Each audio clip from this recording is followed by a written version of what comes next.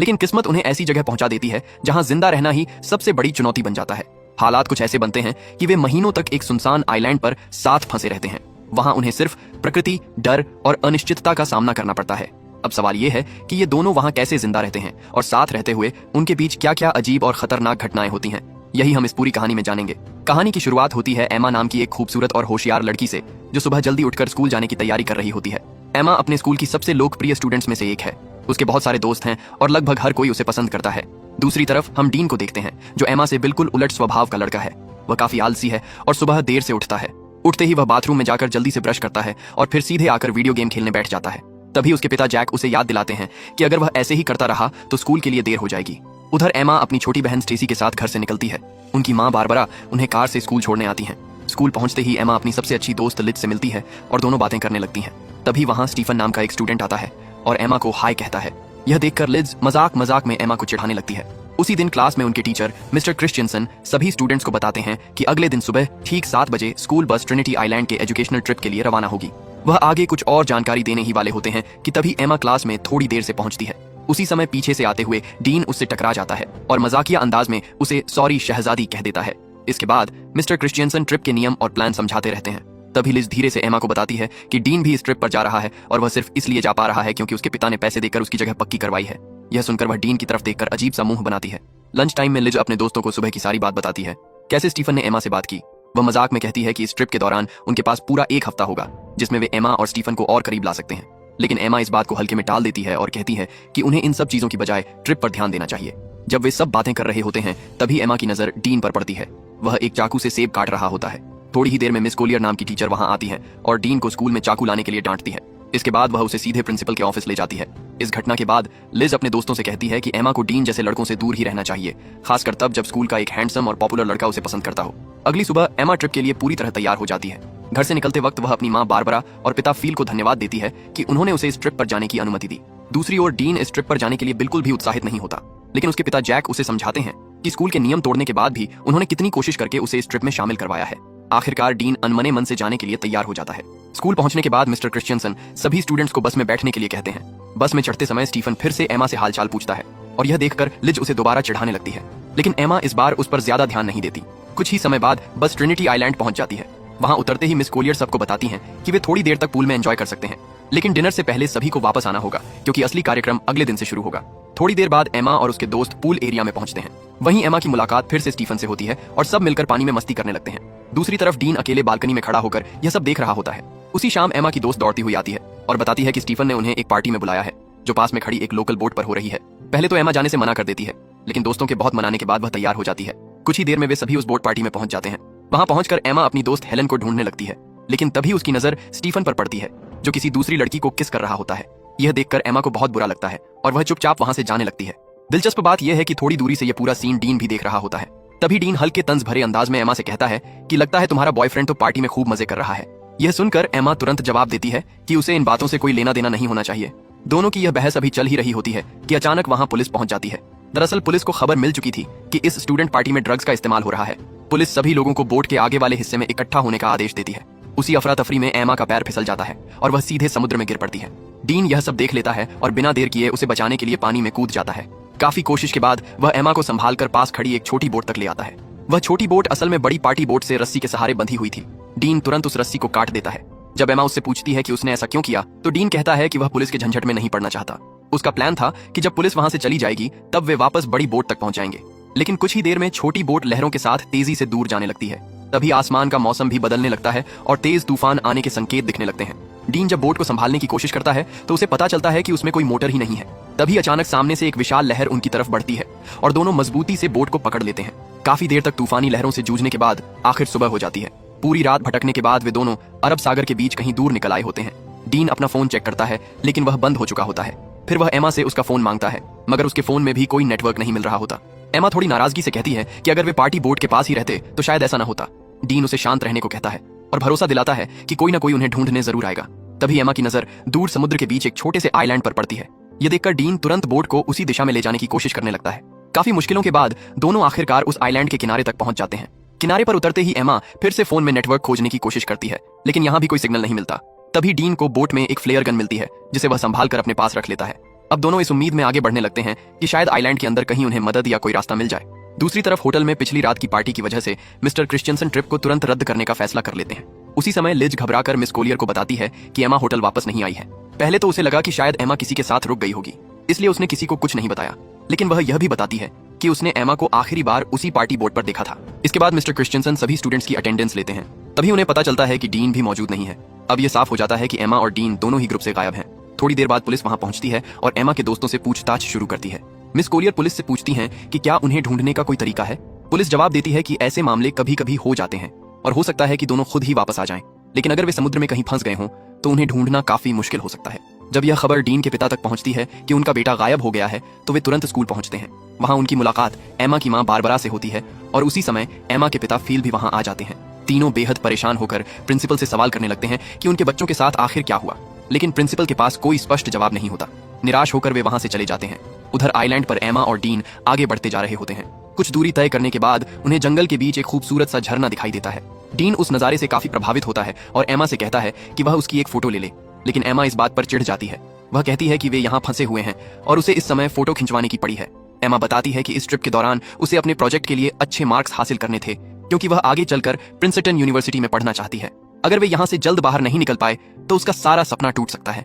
थोड़ी देर बाद वे दोनों आइलैंड के किनारे की तरफ पहुंचते हैं, लेकिन वहां उन्हें न तो कोई रास्ता मिलता है और न ही मदद का कोई संकेत। यह देखकर वे फैसला करते हैं कि वापस उसी जगह चलते हैं जहां उन्होंने अपनी बोट छोड़ी थी। जब वे वापस किनारे पर पहुंचते हैं तो हैरान रह जाते हैं, क्योंकि उनकी बोट वहां नहीं होती। समुद्र की तेज लहरें उसे कहीं दूर बहाकर ले जा चुकी होती हैं। वहां अब सिर्फ एक लाइफ जैकेट पड़ी होती है। पूरा दिन भटकते भटकते दोनों बेहद थक चुके होते हैं और धीरे धीरे सूरज भी ढलने लगता है। रात होने पर डीन लकड़ियां इकट्ठी करके आग जलाता है और वे वहीं रुकने का फैसला करते हैं। डीन देखता है कि एमा को ठंड लग रही है, इसलिए वह अपनी शर्ट उतारकर उसे दे देता है। फिर दोनों आग के पास बैठकर बातें करने लगते हैं और उम्मीद करते हैं कि शायद अगले दिन तक उनके माता पिता या रेस्क्यू टीम उन्हें ढूंढ लेगी। सुबह होने पर डीन की आंख खुलती है, लेकिन जैसे ही वह इधर उधर देखता है उसे एहसास होता है कि एमा वहां मौजूद नहीं है। इसके बाद डीन एमा को ढूंढने के लिए इधर उधर देखने लगता है। थोड़ी दूर जाने पर वह उसे समुद्र के किनारे देखता है, जहां एमा रेत पर बड़े अक्षरों में SOS लिख रही होती है। डीन उससे पूछता है कि वह क्या कर रही है। एमा जवाब देती है कि वह अपनी जान बचाने की कोशिश कर रही है, ताकि अगर कोई रेस्क्यू टीम या जहाज यहाँ से गुजरे तो उन्हें संकेत दिख जाए। वह यह भी कहती है कि उन्हें जल्द से जल्द पीने का साफ पानी ढूंढना होगा, वरना यहाँ ज्यादा देर तक रहना मुश्किल हो जाएगा। ये सुनने के बाद डीन समुद्र में थोड़ा तैरने चला जाता है, जबकि एमा किनारे पर खड़ी होकर उसे देखती रहती है। उधर होटल में मिस्टर क्रिश्चियनसन एमा और डीन के माता पिता को बताते हैं कि पुलिस उनकी तलाश कर रही है। उन्हें समुद्र में एक छोटी बोट भी मिली है, जिस पर शायद दोनों सवार थे। यह सुनकर डीन के पिता जैक कहते हैं कि अगर पुलिस को उन्हें ढूंढने में समय लग रहा है तो वे किसी प्राइवेट रेस्क्यू टीम की मदद भी ले सकते हैं। लेकिन मिस्टर क्रिश्चियनसन उन्हें भरोसा दिलाते हैं कि पुलिस अपना काम पूरी गंभीरता से कर रही है और उम्मीद है कि बच्चों को जल्द ही ढूंढ लिया जाएगा। वहीं आइलैंड पर एमा पानी की तलाश में घूम रही होती है। तभी उसे अचानक अजीब सा एहसास होने लगता है, जैसे आसपास कोई और भी मौजूद हो और उसे देख रहा हो। ये सोचकर वह घबरा जाती है और जल्दी से वहां से वापस लौट आती है। इसके बाद एमा और डीन मिलकर धूप से बचने के लिए पत्तों और टहनियों की मदद से एक छोटी सी झोपड़ी बना लेते हैं। थोड़ी देर बाद एमा फिर से समुद्र के किनारे जाकर रेत पर बड़े अक्षरों में SOS लिखती है, ताकि अगर कोई हेलीकॉप्टर या बोट ऊपर से गुजरे तो उन्हें आसानी से देख सके। दिन गुजरने के साथ दोनों आइलैंड पर खाने की चीजें तलाशने लगते हैं। जो भी उन्हें खाने लायक मिलता है वे उसी से काम चलाते हैं। कुछ देर बाद डीन को वहां केले का एक पेड़ दिखाई देता है। वह उससे केले तोड़ लाता है और दोनों पेट भरकर खाते हैं।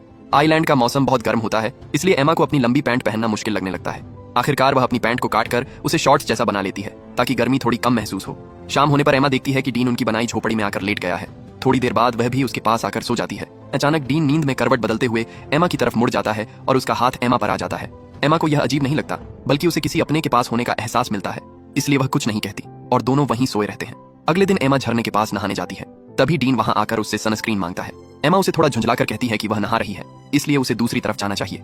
डीन मजाक में कहता है कि उसी ने तो उसे यहाँ पहरेदारी करने के लिए कहा था।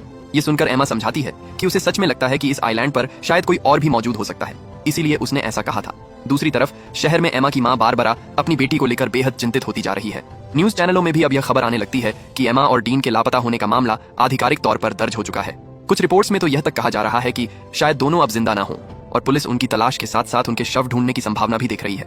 फील घर लौटने की तैयारी करता है, क्योंकि एमा की छोटी बहन स्टेसी घर पर अकेली है, लेकिन बारबरा अभी भी सदमे में होती है। फील उसे समझाता है कि एमा जरूर मिल जाएगी और उसे गले लगा लेता है। अगले दिन जैक और बारबरा हेलीकॉप्टर की मदद से एमा और डीन की तलाश के लिए निकल पड़ते हैं। उधर आइलैंड पर शाम ढलने लगती है और अंधेरा बढ़ने लगता है। एमा डीन से कहती है कि उसे अपने परिवार की बहुत याद आ रही है। तभी डीन को पास ही जमीन पर एक इंसान की खोपड़ी दिखाई देती है। ये देखकर एमा बुरी तरह डर जाती है और कहती है कि शायद यह भी किसी समय यहाँ फंस गया होगा और उसकी ऐसी हालत हो गई। उसे डर लगता है कि कहीं उनका भी यही हाल ना हो जाए। लेकिन डीन उसे शांत करते हुए कहता है कि हो सकता है वह कोई मछुआरा या तस्कर रहा हो जो यहाँ आकर मारा गया। वह एमा को भरोसा दिलाता है कि उनके पीछे उनके परिवार वाले हैं जो उन्हें ढूंढने की पूरी कोशिश कर रहे होंगे। वह कहता है कि अगर वे दोनों एक दूसरे का साथ देते रहेंगे तो वे यहाँ से जरूर जिंदा निकलेंगे और एक दिन घर वापस पहुंचेंगे। डीन की बातें सुनकर एमा का डर थोड़ा कम हो जाता है। उसी पल डीन धीरे से एमा को किस कर देता है। एमा के लिए यह पहली बार होता है और उसे भी उस पल में अजीब सा सुकून महसूस होता है। अगली सुबह जब एमा की आंख खुलती है तो वह देखती है कि डीन वहां नहीं है। वह घबराकर उसे आवाज देने लगती है, लेकिन आसपास कहीं से कोई जवाब नहीं आता। परेशान होकर एमा उसे ढूंढने के लिए जंगल की तरफ निकल जाती है। कुछ दूर जाने पर वह देखती है कि डीन जमीन में एक गड्ढा खोद रहा है। एमा को समझ नहीं आता कि वह ऐसा क्यों कर रहा है। तभी अचानक उसका पैर फिसल जाता है और वह गिर पड़ती है, जिससे उसके घुटने में चोट लग जाती है। डीन तुरंत उसके पास आता है और उसकी चोट को साफ करके संभालने लगता है। वह उसे भरोसा दिलाता है कि उसे कुछ नहीं होगा। थोड़ी देर बाद दोनों झरने के पास जाते हैं और वहां पानी में बैठकर आराम करते हैं। उसी दौरान डीन एमा को अपने बारे में एक दर्दनाक बात बताता है कि उसकी माँ की मौत एक कार एक्सीडेंट में हो गई थी। एमा उसकी कहानी ध्यान से सुनती है और पहली बार उसे डीन के भीतर छिपे उस अकेलेपन का एहसास होता है जिसे वह अब तक समझ नहीं पाई थी। थोड़ी देर बाद मौसम बदलने लगता है और हल्की हल्की बारिश शुरू हो जाती है। डीन बारिश में भीगते हुए बच्चों की तरह मस्ती करने लगता है और एमा उसे देखकर मुस्कुराने लगती है। धीरे धीरे दोनों बारिश में नाचने लगते हैं। उसी दौरान डीन जंगल से तोड़ा हुआ एक छोटा सा फूल एमा के बालों में लगा देता है। ये पल एमा को बहुत अच्छा लगता है। उधर शहर में खबरों में बताया जाता है कि एमा और डीन के गायब हुए अब 1 महीना बीत चुका है। पुलिस को अब यह उम्मीद नहीं रही कि वे जिंदा होंगे, इसलिए आधिकारिक तौर पर उनकी तलाश बंद कर दी जाती है। लेकिन एमा के कुछ दोस्त अब भी मानते हैं कि दोनों कहीं न कहीं जिंदा हैं। एमा की माँ बारबरा को भी यही भरोसा होता है। वह डीन के पिता जैक के साथ हेलीकॉप्टर लेकर एक बार फिर समुद्र और आसपास के आइलैंड्स में अपनी बेटी को ढूंढने निकल पड़ती है। वे जगह जगह पर्चे भी बंटवाते हैं जिनमें एमा और डीन की जानकारी दी गई होती है, ताकि अगर किसी को उनके बारे में कुछ पता चले तो तुरंत खबर मिल सके। काफी कोशिशों के बाद भी जब कोई सुराग नहीं मिलता तो जैक थके हुए स्वर में बारबरा से कहता है कि उन्होंने हर संभव कोशिश कर ली है, लेकिन फिर भी दोनों का कोई पता नहीं चल रहा। शायद अब उन्हें घर लौट जाना चाहिए। ये सुनकर बारबरा बहुत उदास हो जाती है और भारी दिल से वापस घर चली जाती है। उधर आइलैंड पर डीन एमा को एक अजीब सी हरी रोशनी के बारे में बता रहा होता है। वह कहता है कि उसकी माँ ने उसे बताया था कि कभी कभी सूरज डूबने के समय क्षितिज पर एक खास हरी चमक दिखाई देती है। डीन बताता है कि उसने इसके बारे में बहुत सुना है, लेकिन उसने खुद कभी उस रोशनी को नहीं देखा। समय धीरे धीरे गुजरता रहता है और कुछ और हफ्ते बीत जाते हैं। अब दोनों उस आइलैंड के माहौल के साथ खुद को ढाल चुके होते हैं। वे समुद्र में तैरते हैं, जंगल में घूमते हैं और धीरे धीरे उस जगह की खूबसूरती को महसूस करने लगते हैं। इसी दौरान दोनों एक दूसरे के काफी करीब भी आ जाते हैं और अकेलेपन में एक दूसरे का सहारा बन जाते हैं। एक दिन एमा उत्सुकता से डीन से पूछती है कि उसका पहला अनुभव कैसा था और वह लड़की कौन थी। डीन थोड़ी देर सोचकर बताता है कि स्कूल के दिनों में उसकी एक दोस्त थी जो उससे उम्र में थोड़ी बड़ी थी और उसी के साथ उसका पहला अनुभव हुआ था। डीन समझ रहा था कि एमा के लिए यह सब पहली बार है, इसलिए वह मुस्कुराते हुए उससे पूछता है कि उसे कैसा लगा। एमा थोड़ा हंसते हुए कहती है कि अनुभव तो अच्छा था, लेकिन गलत जगह पर रेत चली गई। फिर मजाक में कहती है कि उसे अभी और अनुभव चाहिए। डीन भी हंसते हुए कहता है कि ठीक है, समय तो उनके पास बहुत है। कुछ समय बाद दोनों जंगल में फल ढूंढने जाते हैं। डीन थोड़ा आगे बढ़कर पेड़ों से फल तोड़ने लगता है। तभी अचानक उन्हें आसमान से एक विमान की आवाज सुनाई देती है। ये सुनते ही दोनों तेजी से खुली जगह की तरफ भागते हैं।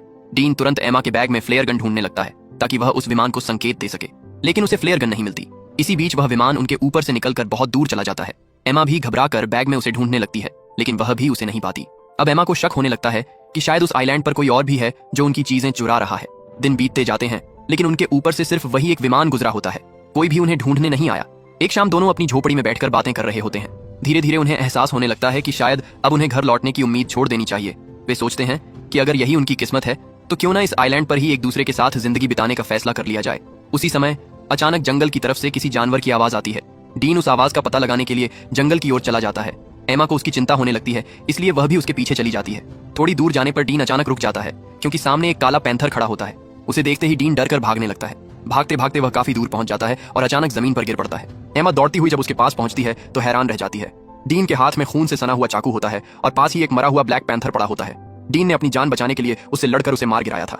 समय के साथ शहर में एमा और डीन के दोस्त और परिवार वाले धीरे धीरे अपनी जिंदगी में आगे बढ़ने लगते हैं। दूसरी तरफ आइलैंड पर एमा और डीन भी अब वहां जीना सीख चुके होते हैं। उन्हें यह समझ आ चुका होता है कि शायद कोई उन्हें बचाने नहीं आएगा, इसलिए वे वहीं रहकर अपना जीवन बिताने का फैसला कर लेते हैं।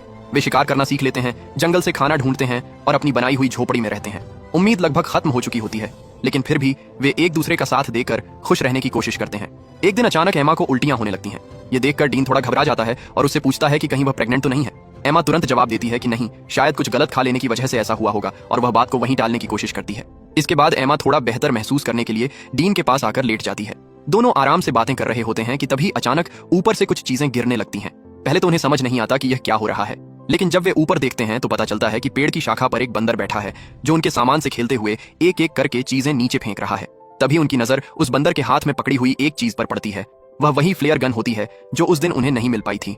एमा जल्दी से एक केला उठाती है और बंदर को दिखाती है। केले को देखकर बंदर लालच में आ जाता है और फ्लेयर गन नीचे फेंक देता है। एमा तुरंत उसे उठा लेती है। उसी समय उन्हें आसमान में हेलीकॉप्टर की आवाज सुनाई देती है। दोनों बिना देर किए खुली जगह की तरफ भागते हैं। एमा जल्दी से फ्लेयर गन लॉड करती है और आसमान की तरफ फायर करती है। चमकदार सिग्नल देखकर हेलीकॉप्टर में बैठे लोग उन्हें देख लेते हैं। कुछ ही देर में हेलीकॉप्टर नीचे आता है और आखिरकार एमा और डीन को वहां से रेस्क्यू कर लिया जाता है। करीब 3 महीनों तक आइलैंड पर फंसे रहने के बाद दोनों आखिरकार सभ्यता की दुनिया में वापस लौट आते हैं। एयरपोर्ट पर उनके दोस्त और परिवार वाले उनका इंतजार कर रहे होते हैं। जैसे ही वे बाहर आते हैं सभी उन्हें देखकर भावुक हो जाते हैं और खुशी से उनसे मिलते हैं। उसके बाद दोनों अपने अपने परिवार के साथ घर लौट जाते हैं।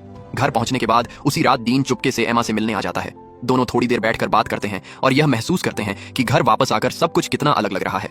डीन धीरे धीरे एमा के करीब आता है और उसे किस करने की कोशिश करता है, लेकिन एमा थोड़ा पीछे हट जाती है।